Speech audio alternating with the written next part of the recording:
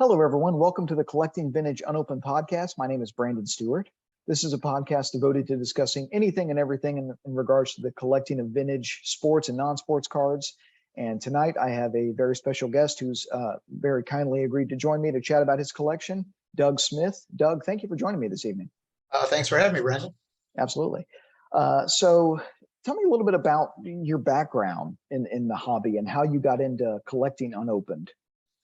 I think I was born a collector. I mean, I've always collected something, whether it be coins, stamps, record albums, baseball cards. Basically, I started collecting baseball cards when I was young as a kid, and then really got interested in unopened material because, I just loved it. Fascinated me, unopened wax packs. Not only what you could find inside of it, but the rarity of the fact that it's unopened itself. I mean, I used to think that there's millions of cards, but how many packs from the 70s are still out there? Yes, that definitely seems like, I think that's a common theme among all of us. It's not necessarily the people that collect graded cards or cards that are out of the package I think there's a disconnect because if I show them a pack, they're like, oh, a 1978 Topps rack pack. Why is that special? Yeah, they have absolutely no idea why that's cool or interesting. It's like, oh no, but it's because it's not as common as your cards that you have here. That there seems to be a little disconnect there. But even in the vintage wax group where we met, there seems to be a lot of people who I saw somebody do a poll not too long ago, and I was surprised that most people that are in that group collect both cards and packs and tend to open packs. I've never been that kind of a person. There's no reason I would ever think, man, I'd like to open that pack. Sure. To me, there's nothing inside that's worth more than the pack itself. Yes, absolutely. And if you want a card, especially and it's one thing if you're hunting, if it's a really rare pack and you're trying to pull a Mint 9 Mantle 50s card or something. But generally speaking, if you want a card, you can get one in a very nice grade for much less than the cost of a pack. Exactly. So why would you ever, I share I do open stuff from time to time, but I see some individuals where it's like, I opened this 1965 Topps pack and I'm just, no. I think a lot of these people are very confused. They think because it's unopened, they're going to pull 9s and 10s of the pack, which is absolutely not the case. Sure. I mean, you can open up entire boxes of wax, vintage wax, and not get a 10 in there. I mean, there's just so many factors that go into making that 10, centering, the corners, the loader marks on it. I mean, it's just, I just don't understand it, but I know there's people who just love to do it. I mean, sure. To be honest, wax was meant to be open, which is great for me because that means that the majority of it's gone, and what I have in my collection makes it that more rare. Sure. And you, by far, I mentioned this before we got started, but I'll say this to the listening and viewing audience, you have an incredibly diverse unopened collection. How did you decide to have such a broad and interesting focus? Because you have some really rare, cool items in your collection. Well, I started doing packs probably when I was young, 12, 13. I started collecting packs, and it just grew on me. I remember going to all the card stores in town and buying a pack of everything that came out. And if there was a series that came out that had 3 or 4 different wrapper variations on it, I would get one of each wrapper variation. So in my old collection, I had probably 10,000 different packs of anything. I mean, some ridiculous stuff that's in there, but other stuff I didn't buy much of. For example, I remember '86 Fleur basketball coming out. I bought one pack. I had no desire to buy any more than one. I wish I would have bought cases of them, but only had one pack of that. But I ended up with just a insane amount of packs, and it became an obsession. If there was something out there I didn't have, I needed to find it. Sure. So, and that included all the sports, all the non-sports, and non-sports is a huge animal all to itself because it's just insane. You can collect music packs, TV show packs. I mean, there's pretty much, you name it. People are amazed. I tell people at work about the packs you can get, and they're just amazed. If it was on TV or in the movies or popular at all, there was Tops or Fleer or Donruss or somebody made a pack about it. Sure. Probably multiple packs. Well, and some of the artwork on the non-sport wax packs is just incredible. I mean, it is such a throwback, such a cultural artifact that it's still in this unopened state. I only have a few in my collection, but one of the coolest that I've owned in the past was a 64 Donruss Combat. Oh yeah, pack. those are cool. And you showed a box, I think, of those on Facebook. Right. Yeah, never watched the show. I don't think the cards themselves are particularly attractive. No, they're black and white cards. Yeah, but the pack is incredible looking. Absolutely, yeah. Kind of the paradox there. And you're right. The non-sports did, for that matter, have a lot better artwork. It seems. A lot of the baseball packs. You look at, for example, 66 Tops. That pack has got it's a in a red pack. There's nothing special about it at all. And Tops did that a lot of years. In fact, in the 80s, they just seemed to do the same design over and over, just change the color. There's nothing special to them. But you look at some of the non-sport stuff with the artwork on there, it is pretty incredible. Yes, absolutely. Yeah, and I think there's so many. You pointed out the television shows that had packs, stuff that people don't even realize, and how active Donruss was. Yes. In producing non-sport packs. That was something that was kind of surprising to me when I really started to. Once I joined this group, the Facebook group, the Vintage Wax and Packs group, just how prevalent Donruss was during that period. Yep, a lot of people think, because Donruss didn't start making baseball cards till 81, and they think that's when they started out. But Donruss was producing non-sports cards back in the 60s.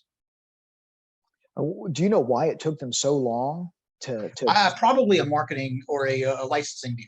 They probably had to get I guess it cost a ton of money to get the licensing to show sports.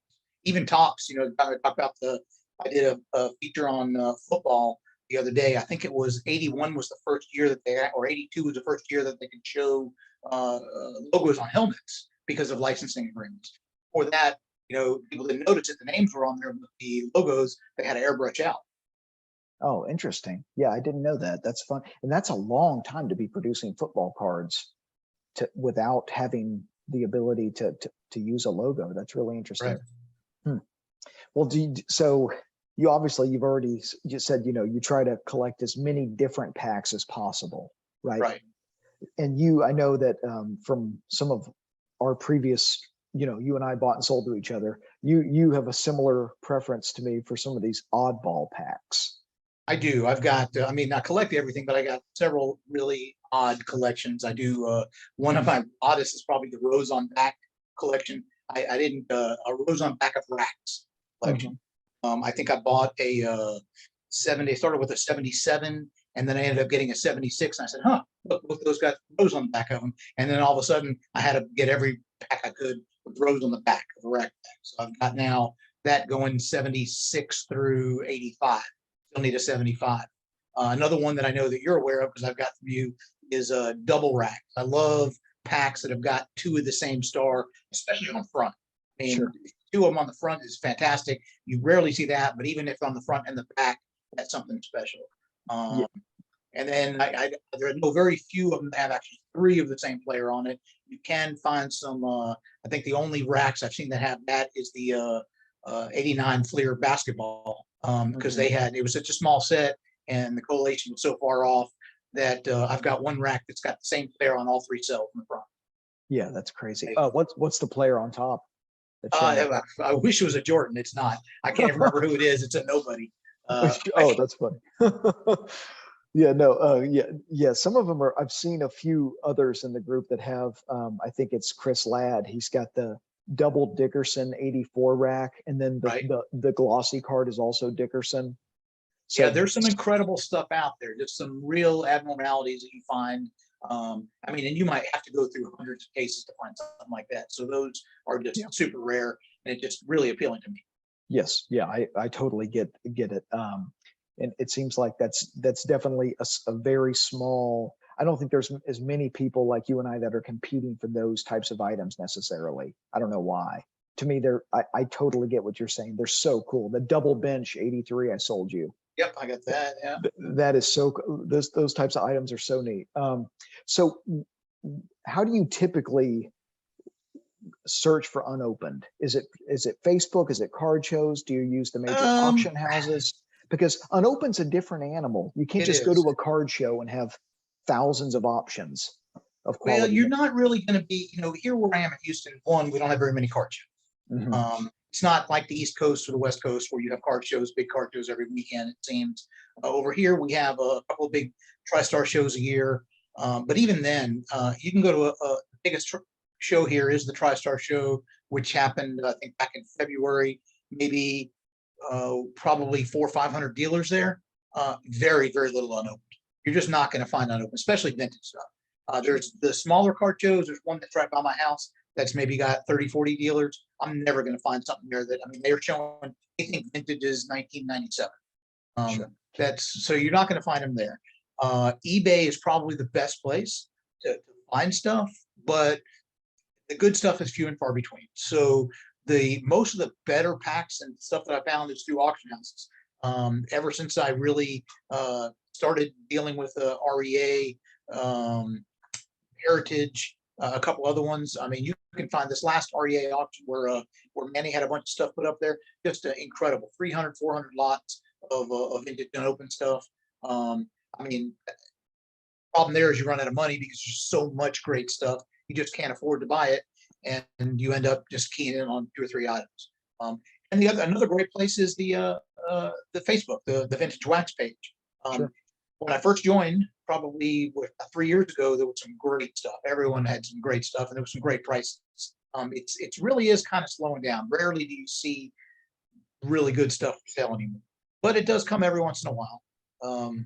Unfortunately, a lot of the people that are on a site like that don't really collect what I collect. They go ape over 89 Fleer, and I couldn't. I don't even want to look at that. Sure. Unless it's like 70s. So there's a couple of different ways to look. I constantly search eBay every night. I'm probably following about 50 auctions right now. Of course, anything that's really good ends up going for way more money than I want to pay. Mhm. But it's out there to be found. Sure. And I think the REA summer catalog was just incredible. That was some of the most incredible unopened. It is, and you're seeing more and more of that too. I was talking with Tim the other day. It's almost like we're auctioned out because every week there's a mid auction, and it seems like Heritage is every 7 days has got something going up. So there's a lot of opportunities out there for selling, especially now that the prices have really escalated over the last 2 or 3 years. A lot of people are liquidating their stuff because they're into it for a couple $100. Now you can get a couple $1,000 out of it. And so you're seeing a lot show up. And I remember, one of the things, the reason, something I didn't mention is I had an incredible collection back when I first started collecting in the 70s, early 80s. And then I sold everything back in, I think it was 96, 97, because I lost interest. I could not find any more packs to add to my collection. It got boring. I'd go to card shows, even nationals, and there'd be very little there. So I just lost interest over a while, and I ended up selling my entire collection and getting into another hobby because I need that. It's almost like a drug to me. I need that thrill of finding something new, and kind of gave up on it for a while.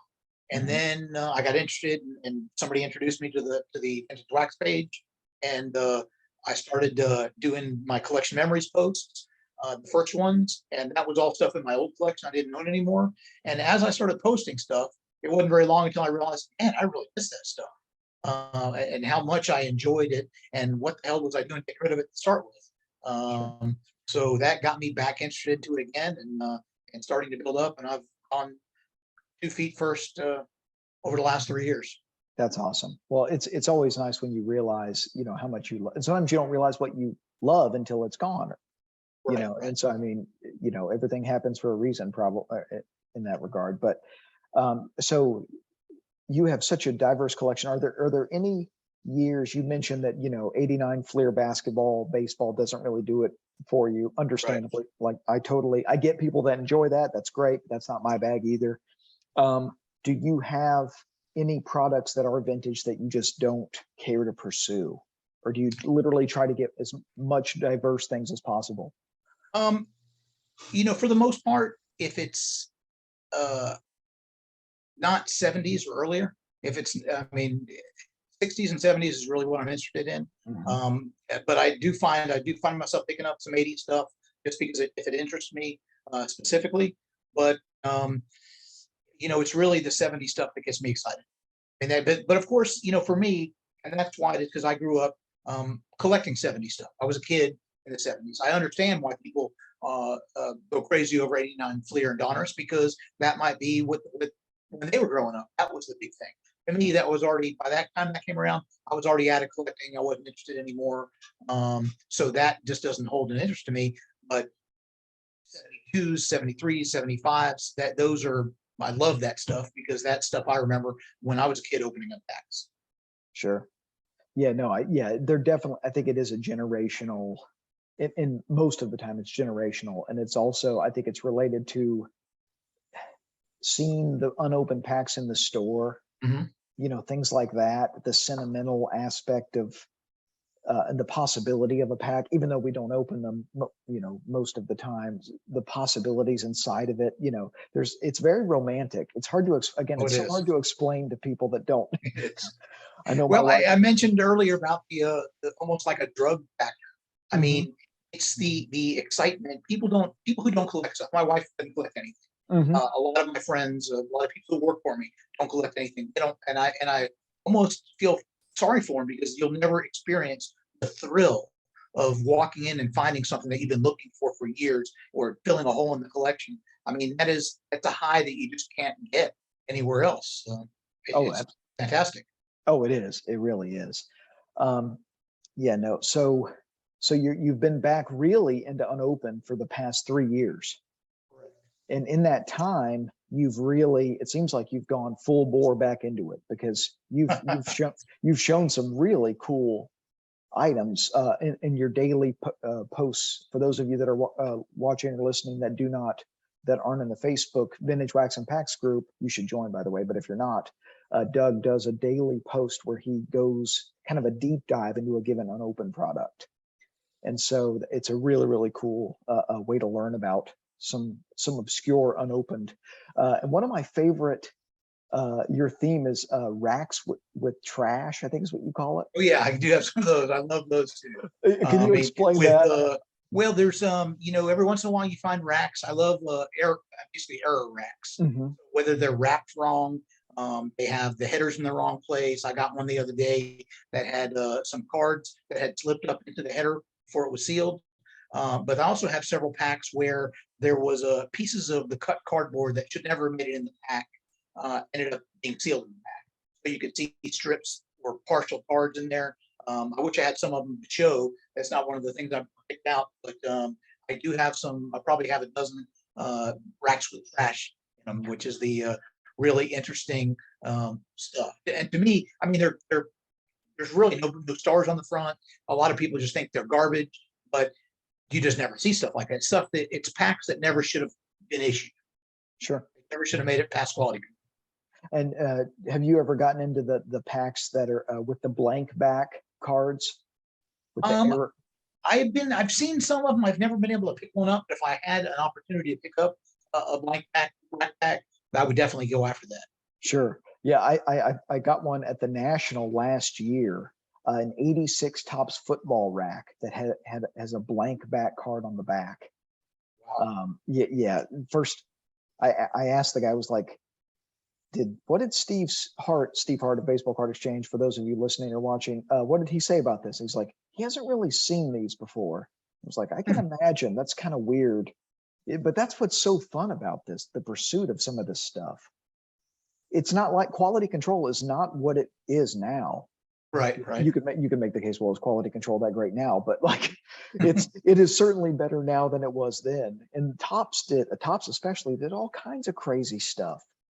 Just putting football cards with baseball cards, in the same rack, right? Things like that. Do you have any of those types of? I do. I have somebody was selling. I have an 80 cello that's got the I think baseball in front, football in the back. There's a couple of racks I know of that are made that are validated by Steve that have both baseball and football in them. There's some really weird stuff out there. And then there's things that are I really can't explain. I think I did a series on some of the 85 variation wrappers, 85 baseball variations. Like 6 or 7 different variations of the baseball wrappers. Some of them are completely white and blank. Some of them have the white with the blue printing. Some of them are just missing the yellow. Some of them are just red. It really is amazing that they would do that. I don't know whether that was ever meant to be produced like that. They were just test printing the wrappers and somehow packs got wrapped in them, or somebody was playing around. I mean, I have a feeling there was a bunch of guys at the Topps factory just messing around some of these days and say, let's look what we can do here. Let me put this inside of a pack so somebody finds it. Sure. I saw one pack on eBay a while back, and I sent Steve an email and inquired about it because it was so weird. And I've seen a few 89 Fleer baseball packs like this where it's the same card on top in all 3 cells. Right. And the rack had 3 Gary Sheffields on top, and the back had no sticker cards. They were missing stickers, but in all 3 cards on the back were the same so it was 3 Sheffield on the front and the exact same 3 cards on the back. That they weren't whoever it was. Right. And I sent Steve an email and he goes, to be honest, this looks really clean. I have no idea what's going on with Fleer here, but this looks clean. I just couldn't. I just chickened out from bidding on it because it was a little more money than but there are weird things like that where some guy might have just been a Gary Sheffield fan and just decided, you know what, today I'm going to make a Gary Sheffield pack, or something, I don't know. You never know. And we've all heard stories, and I've said them before myself about like 81 Donruss where, I distinctly remember opening up those back when I was still putting together sets and getting full cases. I got a full case of Fleer and a full case of Donruss when they first came out in 81. And after opening up an entire case, I could not make one set. I think it's only like a 660 card set. Couldn't make a set of the Donruss. And there was packs where it had all the same card in there, or 12 of one card and 3 of another card. I mean, it's just unbelievable the correlation on those things, because I remember you could sort the set. Not only could I not make a set, but I had some players where I had a stack of 100 of the same card in that box, and then I had none of another player. Yeah, it's so frustrating. And I think that's what Fleer picked up on when they made the 86 Fleer basketball, when they really realized, okay, if people are going to open a box, they should not only have a complete set. Obviously, it's easier with a smaller set, such as the basketball products, but they should be able to assemble possibly multiple sets out of a box. You should be able to. Yeah. I mean, that was a theory always with Topps. I remember the cases. In a vendor case of Topps, you were basically supposed to get 12 to 13 sets. And that was pretty realistic for a lot of years. Until I opened up a case of 81 Donruss, and then all hell broke loose. Sure. Yeah, there's I forget there's a breaker channel where they open up, I think it's 81 Donruss, and they get like 35 John Wathan cards or something like that, where it's just, how is a single box have literally every single pack have the same card in it? But I guess that's quality control back then. Some companies, but I don't think Topps was ever that bad. I don't think so. I mean, they did some weird stuff. I mean, you'll find interesting things in there, but not as weird as the Fleer and Donruss. Sure. And I've noticed from a lot of your posts that you have a lot of raw packs, right? Wax packs, cello packs. Are you a big grader of packs, or do you pursue graded packs more than raw packs? It depends. I have one of my collections is a PSA 9 cello collection. So I try to go. I've tried to get a from 64, which is here I'm born, all the way up to say 85, all in PSA 9. I quickly learned that some of those packs I'm just not going to get in a 9. I've got a lot of them, but there's some of them that I'm just not going to get. So when I'm buying an older pack, especially a very expensive pack, I'm looking for a graded pack, usually a PSA. I don't really particularly like the GAI packs, but sometimes that's really the only way to get stuff. I'm not as concerned with the non-sports. Non-sports, I buy a lot of raw stuff. because there's just a much less chance of opening a non-sports pack to find something, because you're not looking for a particular star. So I have a lot more trust in non-sports packs. But even then, if I'm going to buy something expensive, if I'm going to spend more than a couple $100 on a pack, I prefer to have something graded. I do like Sure. graded, which is weird because in my old collection, I never had one graded pack. And even in my new collection, even though I'm buying stuff, I've never personally submitted packs to be graded, but I have had, I think Kurt did one for me several years back, a couple of packs, and I had somebody else send something in. So I've had two people send a couple of packs in for me, but I'm not, the ones that you see that I have now that are raw, I'll probably never get graded. Sure. Yeah. And I've gone back and forth about pack grading because I love the fact that, the packs are in this protective case. I don't really care about the grade necessarily. I know some people Right. take their pack registry very seriously, and that's awesome. Like everybody collects differently. That's great. But I've noticed some of the issues with pack grading where these cards, there was a few posts in the Facebook group about it today where either the gum rips through the wrapper, something happens in shipping, or cello packs that end up looking just jacked up in the holder. They're a 10, but they look awful. I'm so hesitant now.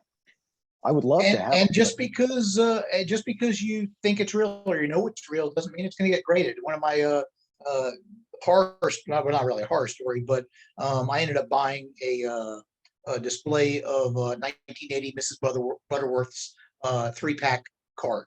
Mhm. Uh, and it came with the poster, the original cardboard display that was unfolded, and 3 full boxes of cards with 60 cards in each pack.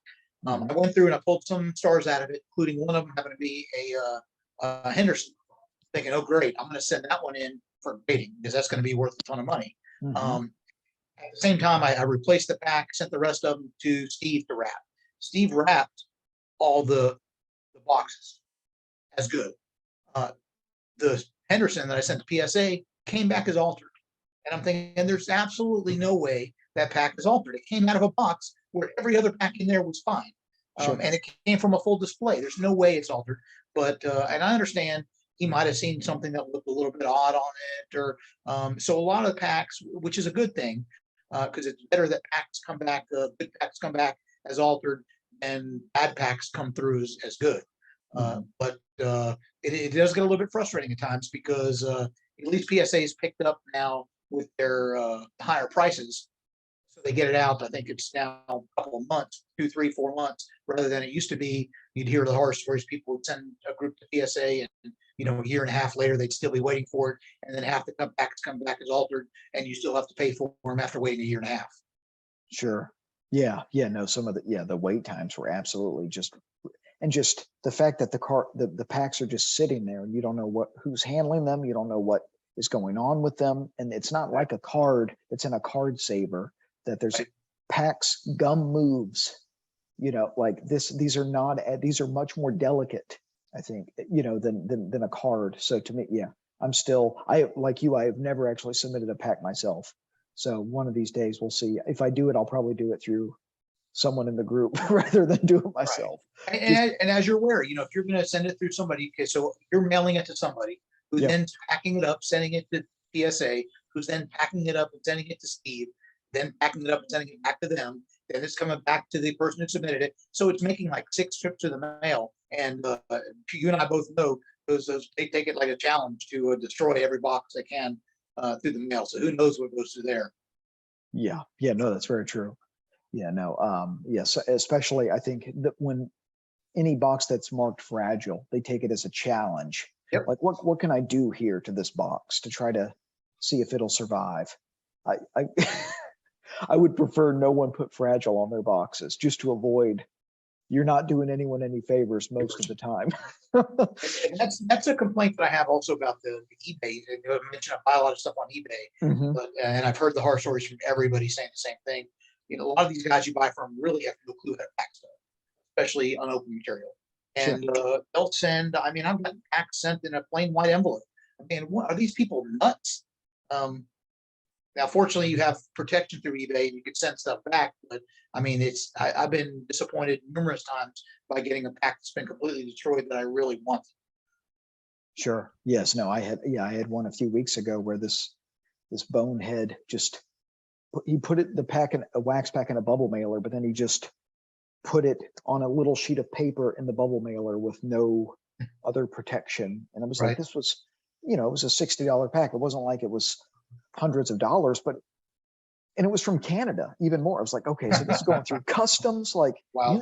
you should know better than that, but yeah, that's a whole nother eBay rant. I've done videos like that.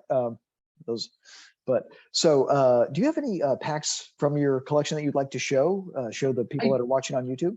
I do. I picked out 8 or 10 packs Awesome. that I found that were special to me. Cool. This first one is something that's really cool. One of my coolest packs I own. It's a Green Beret artwork pack. I got this in an REA auction. It's kind of hard to see, but you can perfect. see here it actually is a mock-up of the pack. It's been drawn on there, and you can see some notes on there as far as what the color is and the font, and you can see how that compares to the actual wrapper that was produced. And it's pretty cool. And I thought when I saw this, I thought, okay, that was really neat. What I didn't realize when I got this, I turned over in the back. This is actually done. This mock-up is done on the back of a '65 James Bond pack. So it's actually there's a sticker over the pack, over the actual James Bond pack, and I was hoping it was sealed. It actually is loose on the back. I opened the flap. There's actually James Bond card still in there. So they basically took a pack from the year before of the set they produced and put a sticker on top and drew the artwork on it, made the mock-up. And I'm not sure how REA ended up with this or how this ended up in somebody's hand, but this is possibly one of the coolest things I own. That is amazing. This is probably my favorite rack pack. And this has got a story to it too. This is kind of hard to see with the glare on there. It's a 73 rack pack. There's nobody special on there. There's no stars or anything. But I purchased this rack myself from the store when I was probably 13 years old. And I had this in my collection for 20 some odd years. And then I sold it on eBay when I sold my collection in the mid 90s. Thought it was gone forever. Then when I was doing my collection memories posts, the first one about 2 years ago, I think Mike, I don't want to screw up his name, Mike C. I have no idea how to pronounce it correctly, so I'm just going to call him Mike C. Sure. He saw it, says, "Hey, I own that pack," and he showed it to me. And I'm thinking, "Oh man, that's great." And I actually found several people who own packs that used to be in my collection. Well, he had bought it from a guy in Canada like 10 years ago and had it in his collection. And then recently, he offered it back to me for sale. So this pack that I bought when I was 13 years old, that I owned for 25 years and then left my collection for 25 years, ended up coming back to me. So this is and it's still, you can see it's not wrapped or anything, not graded. Sure. Just the raw pack. And I've mentioned it before. This guy, this Casanova at the end, he always reminded me. I always thought, okay, that looks like Hank Aaron running around the bases. It does look like Hank Aaron. What a beautiful pack, beautiful condition too. So what led you to keep it unopened all those years when you just? That was probably one of my first unopened. One of the first unopened packs of my collection. I just, for some reason, I just kept that one unopened. And then I guess when I was 13, 14, 15, I kept packs. And of course, when I bought this, when I was 13 years old, it was only a couple years old. It wasn't like an expensive pack. It was, I think I might have got it at a store that just had an old rack sitting there that just hadn't sold. So I might have even bought it for the 39 cents on the wrapper. Wow. That's something else I wanted to show you. Something that really. So this is an awesome book. This book has a lot of history in my collection. Back in the day, there was Beckett was the king of sports guides. There was no other. There was no SED at that time. There was no other way to get price guides. Beckett put out a magazine yearly or a book yearly with the price guides. So you didn't get weekly updates or monthly updates. It was a yearly update. This particular one was in memorabilia. But the cool thing about this is the center, which is the color picture. see that there's packs in there, or these are actually wrappers from all the years. There's another page here of wrappers. And I remember seeing this thinking, man, that is the coolest thing I've ever seen. And that really got me into collecting vintage packs. Oh, that's cool. When I saw that, I said, I want that on my wall. Sure. I want that. So another one thing I brought is this is one of my oldest really cool items. This is called a stock display from Topps. Because it's 100 tabs of gum. This is dated 1946. They had 4 different types of gum there. There was a peppermint, a spearmint. Oh, wow. And some cinnamon, and then the really weird flavor, which I'm sure everyone loves, Pepsin flavor. I'm not sure exactly what flavor that is, but you had 4 types of gum, and it's really cool because it came inside a box, a little box that says Topps, and it came with a little certificate coupon here to save and send it in. This is a half certificate, and on the back it shows you where you can turn it in, get a toaster or nylons or interesting stuff. And I when I saw this is really cool because dated 1946. This is a good. Let me see. I guess the first card they put in was 51 redbacks. So redbacks and bluebacks. So this is several years before they even did baseball cards. They were interesting. Yeah, the Pepsin, that is interesting. Well, wonder who thought of that. So you mentioned about my love of the non-sports packs. Mm-hmm. Most of my stuff is wrapped, so I didn't pull it out. It's kind of hard to see. This is one box that I really cool pack. I also love foreign stuff. So this is actually came from the UK. You can see it's got the 3 pence denomination on there. Especially stuff, Topps UK stuff, Topps Mexico stuff. I absolutely love that. And that I just thought that is just a really cool looking box. I mean, love the artwork. I mean, band's not all that great, but you know, it's one of these things. This is what 73, I think. Okay. This is I can't remember what this year was. My I wrote it down here somewhere.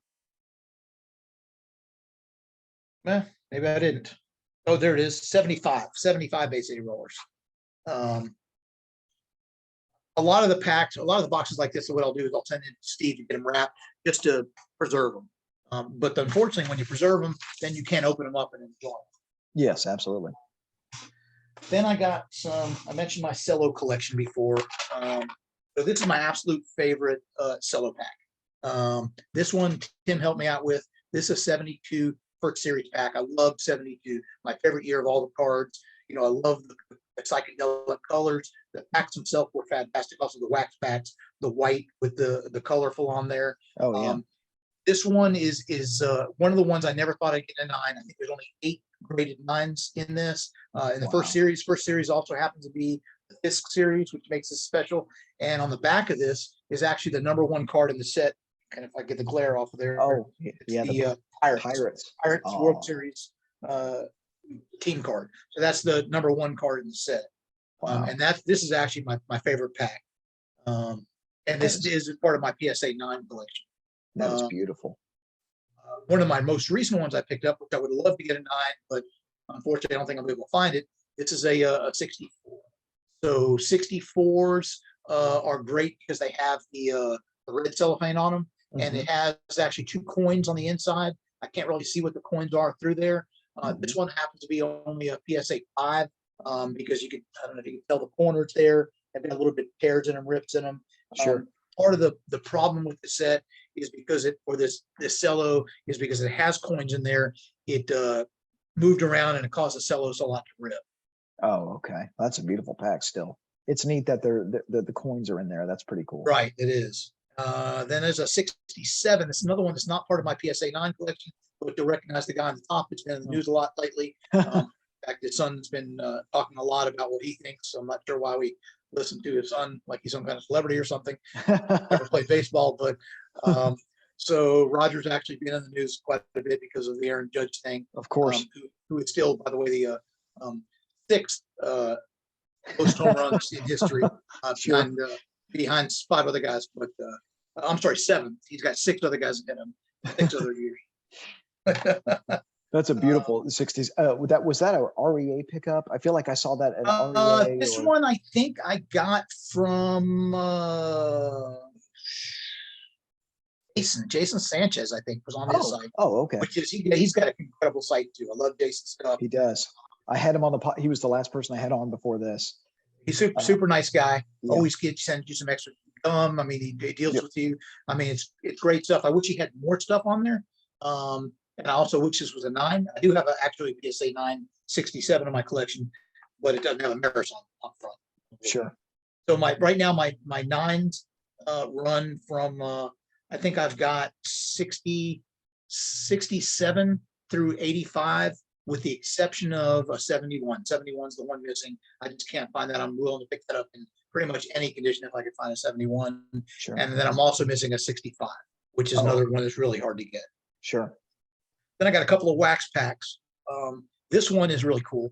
This is a let's see, 1974 top $6 million man. Most people don't even realize this pack exists, because the $6 million man everyone's familiar with is the Donners a year later. Mm-hmm. So Donners came out in 76. This happens to be actually a test pack. You'll notice that it has the sticker on top of the white wax, and it's got the white wax on the back. Cool. I did see some of these that are PSA graded, but most of them, because of when they came out, are the GAIs. Unfortunately, this is in the first generation wrapper, so hopefully it's a good one, and it looks good to me. And this is one of my favorite packs, just because it's just super colorful, and yeah, that's gorgeous. It's a test pack. Really, I love that. And then another test pack, which I think I got from I think I picked this up from BBCE. This is a 73 baseball action emblems cloth stickers. Super rare pack. You just rarely ever see these. Again, it's a test issue. You can see the sticker on top of the white wrapper, and sealed the same way with that little white sticker on the back. Just something you just rarely ever see. And fortunately, because it came from BBC, they didn't order selling it like this, but I asked them if they could put it in a holder for me. Sure. So they will wrap odd shaped like tall boy packs. It's not a regular size pack. They wouldn't, if it was a normal size pack, they wouldn't touch it because of their agreement with PSA. I think the only other thing I brought to show is another non-sports. This is a 77. What do they call this? Over here. Yamakatsu. 77 Yamakatsu. Made by Top. See if I can get this in the picture there. Up in the top here, it does say 77 Tops on the top of there. But this is a rack. Is it held in the store? And there's 2 levels to it. I'll hold it back a little bit there so you can see better.